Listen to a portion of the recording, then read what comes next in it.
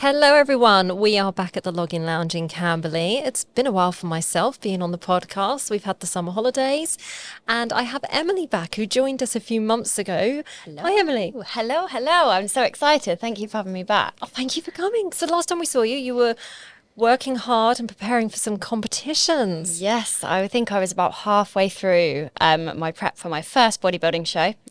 So that was in July in Camberley at Camberley Theatre.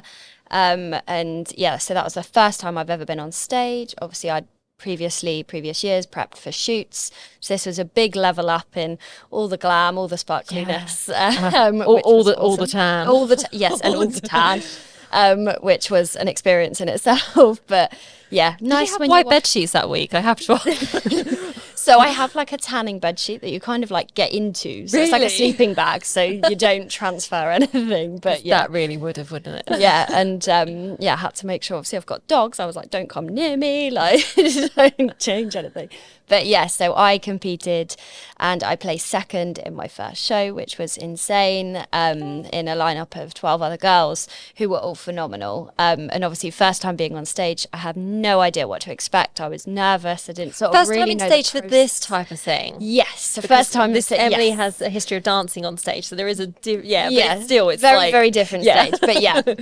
So it was, and it was awesome. So then I had another show planned 7 weeks later, back at Camberley on the Sunday, which was September the 3rd. But 4 weeks prior to that, we decided to add another show for the day before in Wales. So I did September the 2nd and 3rd. And yeah, so there were all of these three comps were three different what's called federations. Mm-hmm. So you've got loads of different federations and organizations of these competitions, and there's hundreds of them. There's all different types, different categories. My category that I did was figure. So obviously it looks slightly different. Obviously you've got different poses for different categories, and obviously sort of a different bikini type as well. But so in my second show, which was in Wales on the Saturday, so we did a little road trip down, me and my friends. Luckily I had a great support system to come down with me.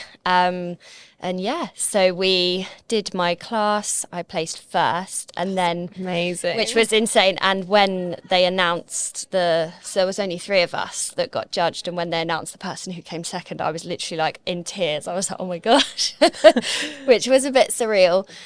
Even to more so, then they awarded me with my pro status with that organisation. You all worked so hard. Amazing, yeah, it was crazy, and the level up from the first show to the second was crazy, and that process of sort of how we sort of pushed more to get leaner and just sort of an extra dig and just continued everything. So how many days after that first one were you allowed to eat your special cookie? So I had a special cookie for afterwards. Very good. So yeah, there was lots of treats. So after the first show, I had give or take 5-6 days of like freedom. Mm-hmm.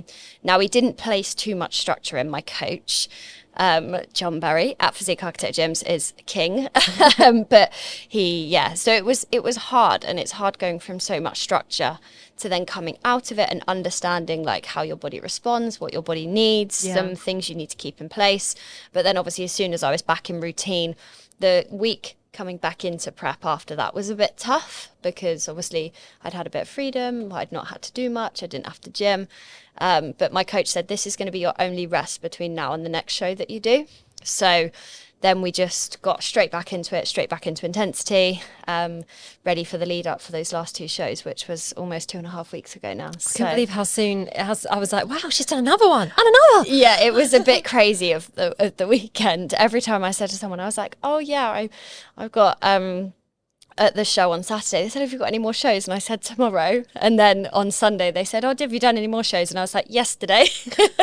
And they're like, okay.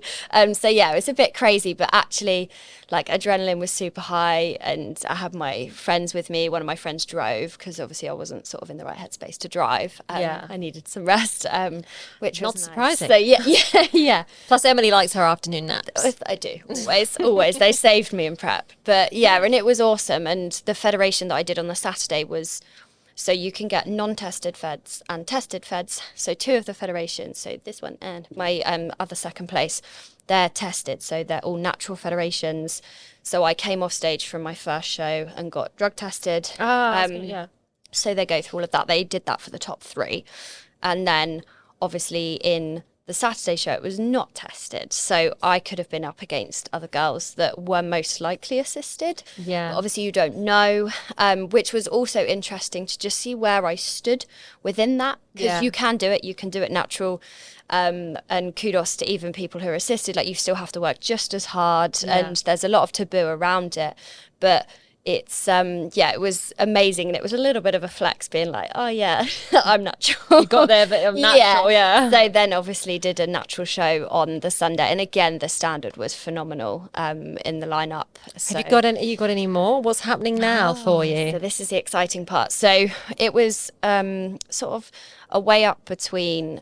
There was another 8 weeks we could have pushed. Now I got an invite to, obviously I had the opportunity to do finals for all of them.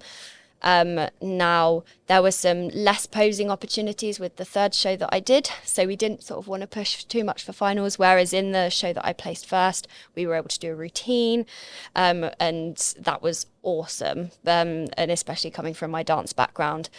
And obviously, but now I've got that pro status, I'd be up with the pros. Yeah. So I'm coming in at that kind of lower-ish level, and I need to be the top of sort of the standard that I want to bring. So on the same day as the European Championships for the pro show was the same day as the finals for the first show I did. So it was like, do I push to be a little bit competitive in the natural show? Do I push to do the pro show to see where I stand?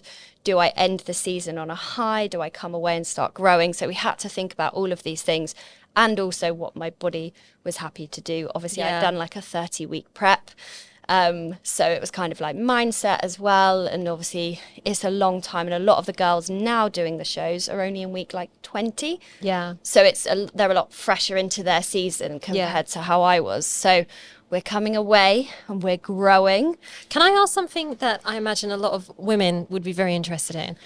How do you do it around certain times of the month where fatigue, tiredness, pains, is there anything that changes for you? Do you have to tweak anything? So what happens? I'm really fortunate that I never actually lost my cycle, and it can happen, and it is very, very common to happen, especially in competitors. I know friends who competed and lost theirs sort of very, very early on into their prep. Obviously, I am on certain medication, which doesn't really interfere too much with that. But in some ways, you have to be like, let's go, we got to suck it up.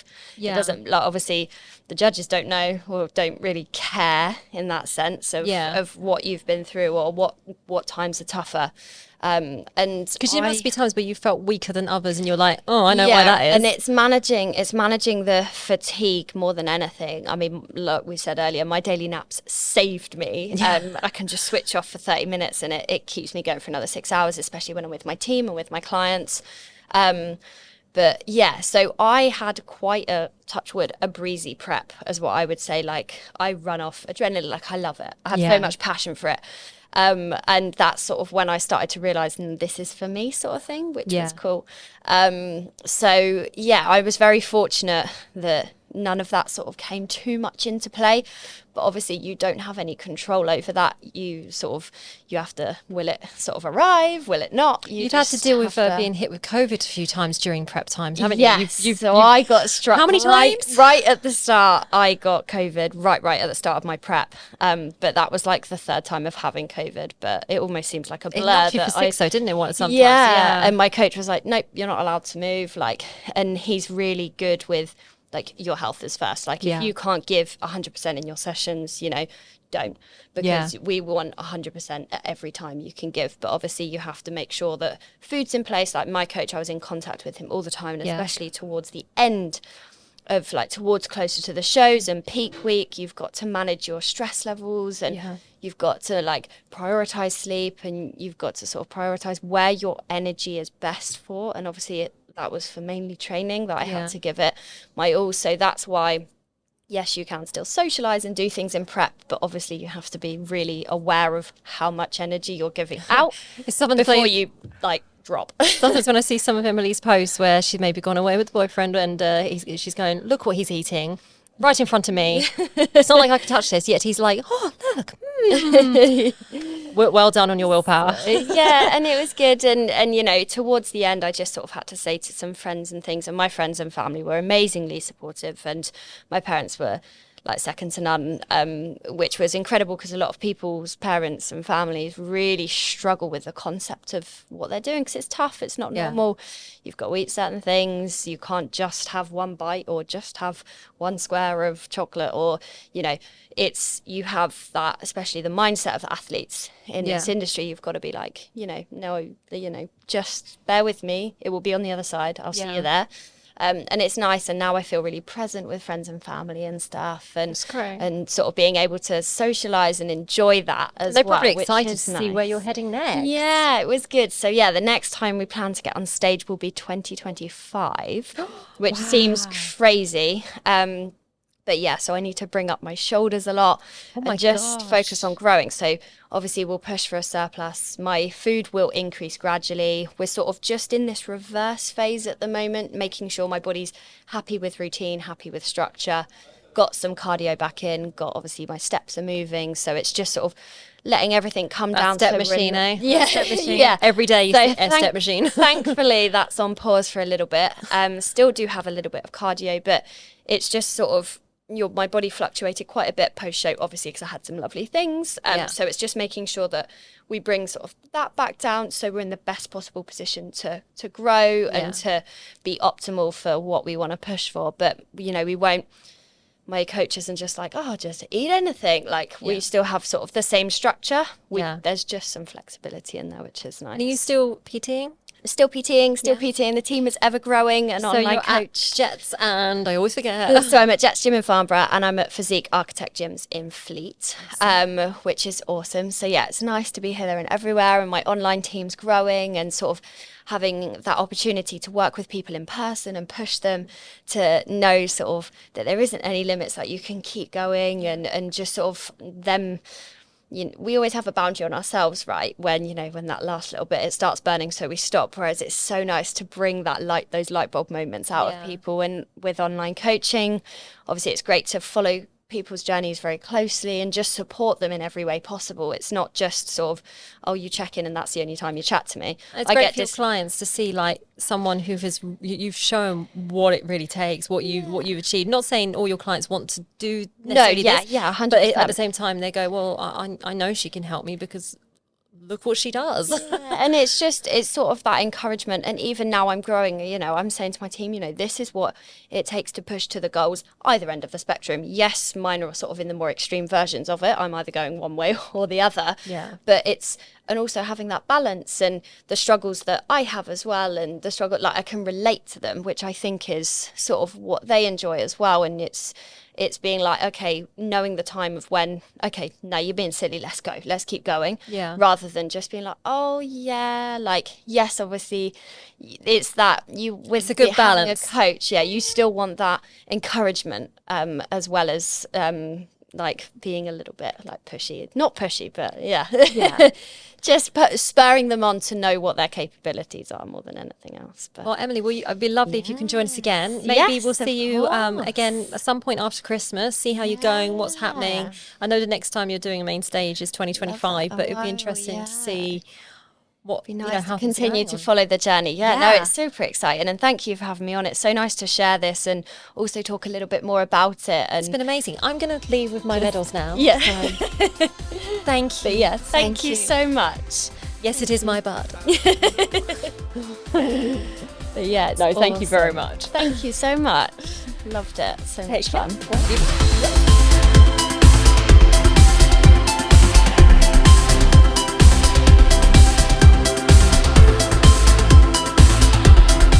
Hi everyone, Supergirl here, and I am a super fan of SMJ Media Group. They provide support for local businesses, charities and events, and of course create fun content for all of you. If you enjoy our content and would like to help support us, please go to buymeacoffee.com/SMJ Media Group and buy us a coffee.